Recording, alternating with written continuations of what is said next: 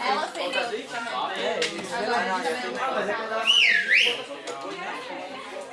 Galerinha, eu entendi pra galera dar uma relaxada aí. Demorei o máximo que pude pra iniciar a aula. Agora eu preciso de atenção máxima. Muito obrigado, querida. Muito obrigado. Então, olha só. Lá na página 16, a questão 6 e 7 ficou faltando. E eu lembro que no final da última aula de física eu te apresentei rapidamente a definição de fluxo de calor, mas não tinha colocado o nomezinho das coisas. Então, fluxo de calor vai ser classicamente representado pela letra grega φ. E é só tu pegar a quantidade de calor que foi trocado e dividir pela variação do tempo. Calorias por segundo, calorias por hora, joules por segundo, joules por século. Certo? Qualquer quantidade de energia dividido por qualquer quantidade de tempo. Cavalos, por exemplo, poderia ser dividido o fluxo de calor em cavalos. Né? Cavalo, para quem não sabe, é unidade de potência, que é a mesma coisa que watt. Né? Um cavalo é 745 watts. Nós brincamos disso no passado. Então, tu vê joules por segundo, watt, pode ser usado para fluxo de calor. Embora não, né, pareça não fazer muito sentido falar em cavalos, já que a ideia de tu ter usado cavalo, né, para poder falar de potência, porque as pessoas antes das máquinas usavam cavalos para fazer força nas fábricas, né? Então, quando alguém inventou um motor, um sujeito perguntou para o outro: sim, esse motor que ele inventou equivale a quantos cavalos? Tem quantos cavalos na fábrica? Um sujeito fez um experimento muito simples, onde ele comparou a velocidade que um cavalo demorava para puxar um peso para cima e que esse motor fazia. E assim então se descobriu, né, a potência do primeiro motor a vapor, inventado pelo Watt. E aí hoje a gente chama de Watt a unidade de potência, joules por segundo. Embora esse fluxo de calor tenha a mesma unidade de potência, que é energia sobre tempo, eles medem coisas bem distintas.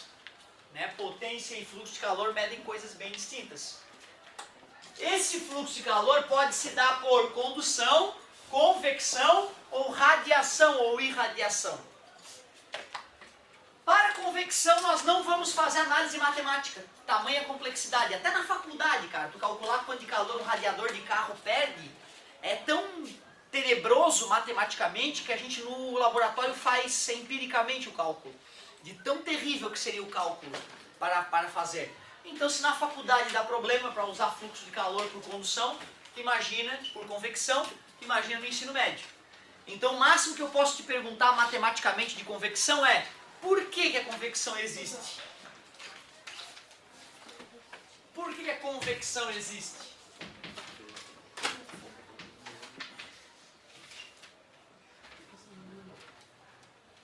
O que é convecção? Alguém? Troca de calor.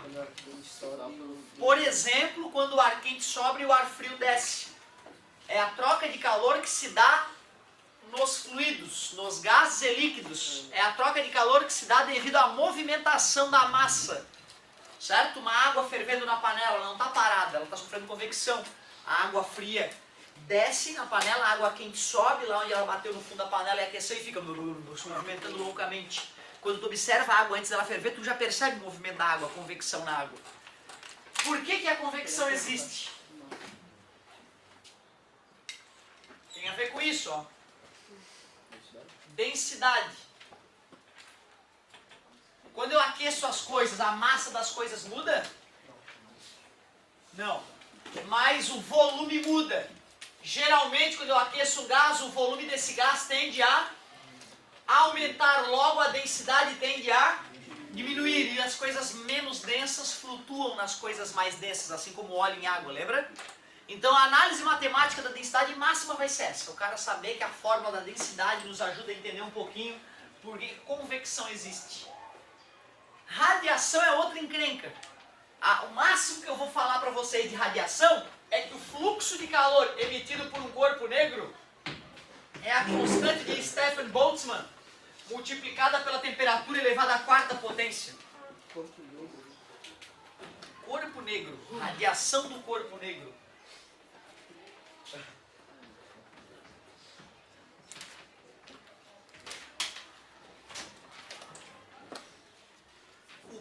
mistura de todas as cores, vocês aceitam isso? Tranquilo? Então dentro do branco ali, branco não é uma cor fisicamente falando, né? Porque a cor fisicamente falando é a frequência, é a variação entre um campo elétrico e outro campo elétrico na onda eletromagnética. O branco é quando chega várias frequências ao mesmo tempo no meu olho. Meu cérebro confuso me faz enxergar branco. Quando eu olho algo vermelho, quer dizer que o branco foi absorvido às outras cores que estão misturadas com o branco, só refletiu o vermelho. Meu cérebro, quando chega essa frequência característica do vermelho, bate no meu olho, meu cérebro fala para mim, vermelho.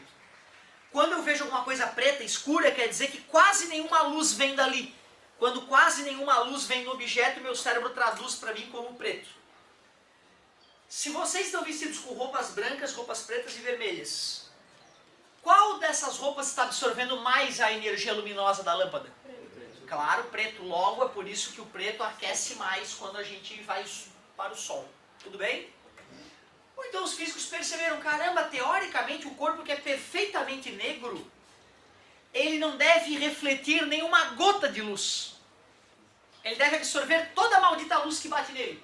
Tudo bem para vocês? Só que na prática a gente sempre percebia que por mais negra que fosse a superfície, um pouquinho de luz era refletida. Só que aí eles pensaram, não, mas vamos inventar então o corpo negro perfeito. O que é o corpo negro perfeito? É aquele que absorve toda a maldita radiação que atinge nele. Para tu aceitar que a gente consegue fabricar uma coisa que é praticamente um corpo negro, é assim, ó, uma caixa bem grande, eu pinto de preto a parte interna da caixa. Tu concorda que essa boquinha aqui da caixa funciona mais ou menos como um corpo negro? Porque qualquer luz que entra aqui, vai para dentro da caixa, fica refletindo dentro da caixa, mas como a caixa foi pintada de... Depois de várias reflexões, essa energia vai ser absorvida, antes de achar o caminho de volta. Beleza? Então tu vê, essa é a ideia de um corpo negro, é uma região onde se a luz atravessa aquela região, ela não escapa mais, fica presa lá dentro. Tudo bem? Só que teve um problema.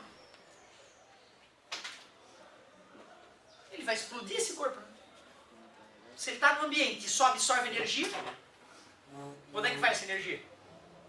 Tem que aumentar a temperatura do cara. Então os caras filosofando perceberam que se existir um corpo negro, ele vai ser o cara que absorve toda a energia que o atinge. Mas depois que ele absorveu essa energia, ele vai começar a aquecer, aquecer, aquecer, e se ele não liberar toda a energia depois, ele explode.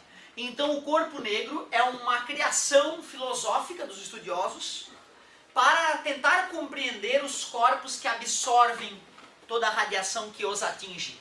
E nós então acabamos percebendo que esses corpos são os corpos que mais emitem também. O corpo negro, que é o corpo que absorve toda a radiação que atinge ele, depois que essa radiação foi absorvida, ela vai ter que ser emitida. Senão o corpo vai explodir, vai tender ao infinito a temperatura dele. Que viagem, hein, cara? Olha que loucura. Então o corpo negro é o corpo ideal, imaginado, hipotético, filosófico, que teoricamente absorve toda a radiação que o atinge, mas ele também será o corpo que vai emitir a maior radiação possível.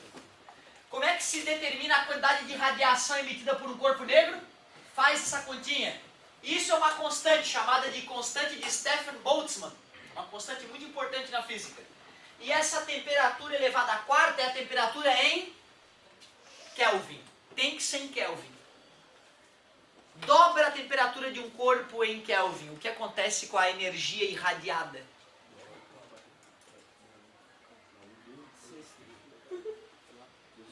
Aumenta 16 vezes. 2 vezes 2, 4, vezes 2, 8, vezes 2, 16. 2 na quarta. Tranquilo? Bizarro, né, cara? Olha a quantidade de aumento de fluxo energético, né, depois que aumenta a temperatura do cara. Tripliquei a temperatura de um sujeito em Kelvin.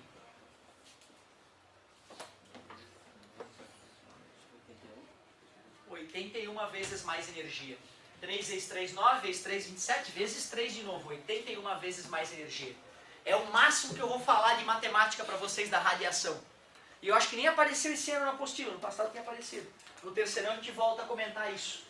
Mas a parte que realmente aparece no vestibular de matemática tem chance de aparecer, aqui na nossa região não aparece.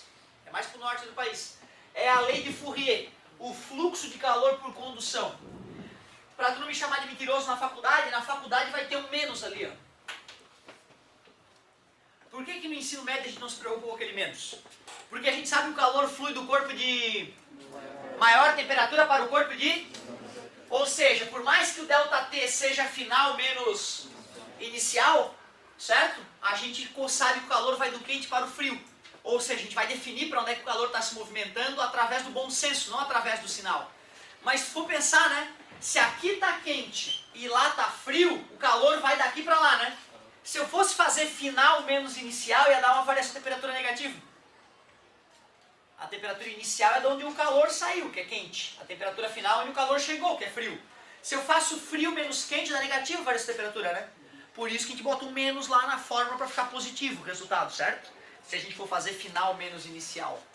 Ou seja, quando tu fores usar a lei de Fourier aqui no ensino médio, tu pode pensar que o ΔT é a temperatura maior menos a menor, para tu não precisar te preocupar com o sinal ali, certo? Só gosto de fazer esse adendo, porque eu me iludi muito, né, cara? Eu tinha uma sensação no ensino médio, quando a gente vai pra faculdade, a gente vai quebrando a cara, vai vendo, porra, não era bem como ele falou. Por que ele não pelo menos citou que um dia ia mudar? Né? Então, às vezes é desagradável, o cara vai pra faculdade com uma esperança e vê que a coisa é diferente. Outra coisa, ó, na lei de Fourier, o que é isso aqui mesmo?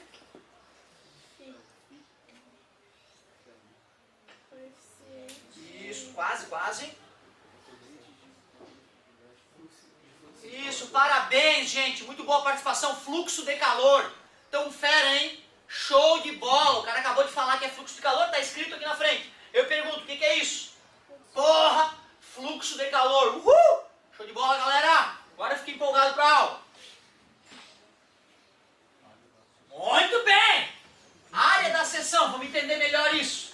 Não tem como não ficar puto, me perdoa, cara. Se eu pego uma barra, conecto então uma parede quente e uma parede fria, pego uma barra e conecto, claro que a área dessa barra vai interferir no fluxo de calor. Se fosse a mais fina das barras feita por uma fila indiana de átomo, um átomo recebe uma sacudida, sacode o cara da frente, que sacode o cara da frente, os átomos vão sacudindo um ao outro. Se eu boto a segunda mais fina barra que existe de metal, por exemplo, ferro, pego duas filas indianas de átomos de ferro e conecto um ao outro. Então eu teria uma barra que teria o dobro de fluxo de calor do que a primeira. Aceitam isso? Enquanto a primeira barra era só uma fila indiana de átomo, na segunda tem uma equipe de dois átomos sacudindo o cara da frente para passar o calor por condução. Logo, quanto maior a fila indiana de átomos, quanto mais átomos em fila indiana um do lado do outro, maior o... Para não contar a fila indiana de átomos, que seria uma doença, a gente simplesmente mede a área. Cuidado, que área, professor? Se essa está em contato com a parte quente e aquela com a parte fria, tu corta aqui no meio, é essa área então que tu enxerga, né? É a chamada área da seção. Ou seja, não importa essa área lateral, não importa essa área aqui. O que importa é essa área que conecta a região quente com a região fria. Além da área da seção, do que mais influencia o fluxo de calor? Claro, nós discutimos isso, pequena variação de temperatura, pequeno fluxo de calor, grande variação de temperatura, grande fluxo de calor. Claro, se as paredes quente e fria estão próximas, o fluxo de calor é grande. Se as paredes quente e fria estão muito distantes, o fluxo de calor diminui. 3 vezes maior o comprimento, 3 vezes menor o fluxo de calor, são inversamente, e também depende, ou seja, do material do qual é feita a barra que conecta a região quente e a região fria. O senhor precisa ser uma barra? Não, cara, pode ser um tubo. Aliás, um tubo não, uma barra maciça circular então, né? Porque se for um tubo oco, vai ter por dentro do tubo, ou seja, convecção. Parabéns, garoto. E se a barra não for uniforme? Tipo, se ela tiver tamanhos... Então tu imagina, aí eu teria que dizer o seguinte, ó. Se a barra tem seções diferentes, uma parte dela é mais fina, a outra parte dela é mais grossa, essa outra parte aqui é média, essa tem a área 1, essa tem a área 2, essa tem a área... Aqui tem a temperatura T0, aqui tem a temperatura T1, ali vai ter a temperatura T2, ali vai ter a temperatura T3, certo? Tu tens que admitir que o fluxo de calor aqui vai ter que ser igual ao fluxo de calor aqui, se não há perda de calor pelas laterais, que vai ter que ser igual ao fluxo de calor ali. Concorda comigo? Então eu diria que o fluxo 1 é igual ao fluxo 2, que é igual ao fluxo 3.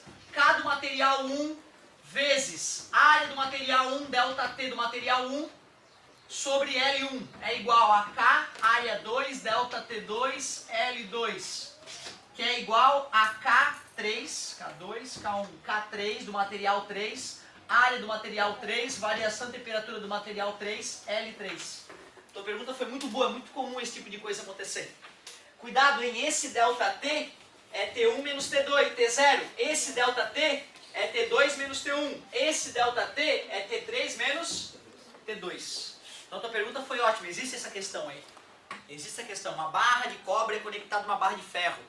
Sabendo que as temperaturas inicial e final são tais, sabendo que as áreas são tais e que os K são tais, determina a temperatura entre as barras. É bem comum essa pergunta acontecer. Beleza? Então seria por essa equação que a gente ia tirar. Muito bom. Então tu vê, né, cara? Tem infinitas perguntas pra gente fazer. Mas é muito mais comum aparecer questões teóricas dessa área. Por isso que depois dessa revisão, nós vamos continuar a correção na página 16, questões 6 e 7. Questões 6 e 7.